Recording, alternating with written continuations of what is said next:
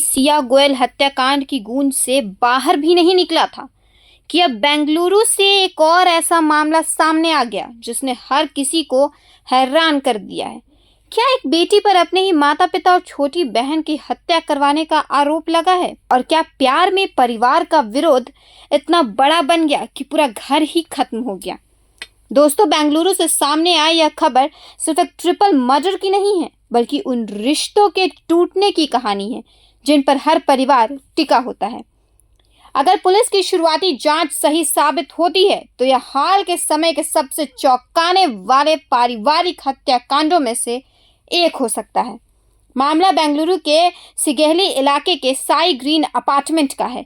सोमवार सुबह जब पड़ोसियों को काफी देर तक घर से कोई हलचल नहीं दिखी तो पुलिस को सूचना दी गई। पुलिस जब फ्लैट के अंदर पहुंची तो सामने का मंजर देखकर हर कोई सन्न रह गया।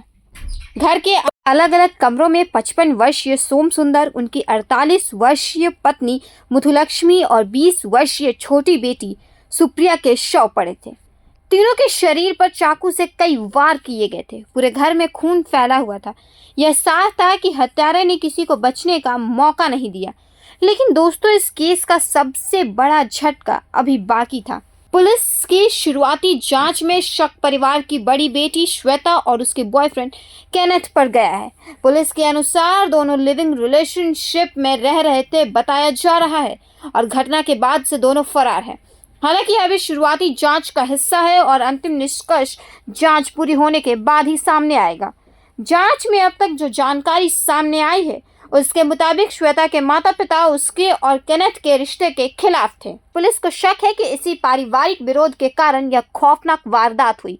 फिलहाल इस एंगल की जांच की जा रही है और पुलिस दोनों आरोपियों की तलाश में कई जगह छापेमारी कर रही है।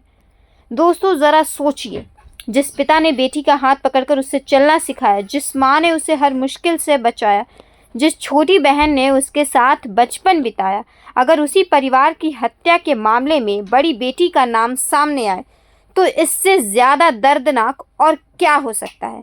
आज उस घर में ना हंसी बची है, ना परिवार, सिर्फ सन्नाटा और 3 लोगों की अधूरी जिंदगी। अब पुलिस इस मामले की हर कड़ी जोड़ने में लगी है। फ्लैट के सीसीटीवी फुटेज, आसपास के कैमरे, मोबाइल फ़ोन, कॉल रिकॉर्ड और डिजिटल सबूतों की जांच की जा रही है।